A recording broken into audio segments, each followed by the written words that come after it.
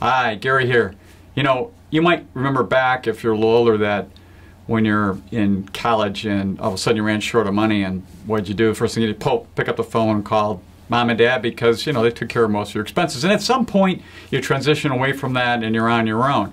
But it's interesting, and that a recent study showed that parents were paying more often of any bills for their children or on their own, adults, for their cell phones and their car insurance, which makes sense because that's what they started with at age 16, 17 years old or younger, so forth. So the question comes up, is it okay to ask for help? Well, that kind of just happened.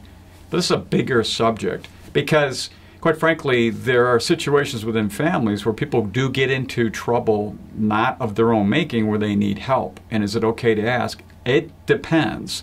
Some families, money is just not talked about. And on the other side, some parents or grandparents just jump in and pay for everything. We see both spectrums. And there's kind of some healthy medium in between where there's times where it's probably appropriate and there's times when it's not. And there's no simple answer because it's really the relationship between children and parents or grandparents relative to all sorts of issues. Junior is spending too much money, or she goes out on shopping sprees, or all sorts of other things that may be politically incorrect saying, but this is what happens in life, and people are judgmental about that, and they attach judgment to money. But when we're not judgmental and there are legitimate circumstances where money is needed for helping out a grandchild, maybe a baby who needs medical help, or there are mitigating circumstances where extra bills show up because of having to get more education because you lost a job to get re-educated, or many other things that happen in people's lives, and stuff just happens and are in transition and they really need help and family members can help them.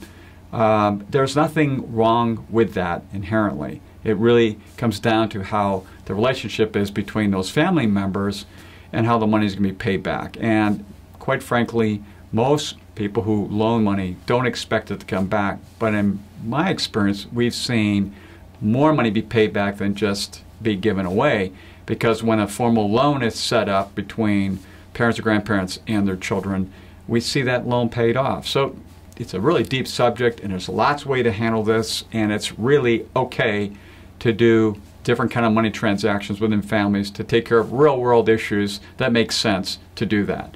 So until next time, enjoy.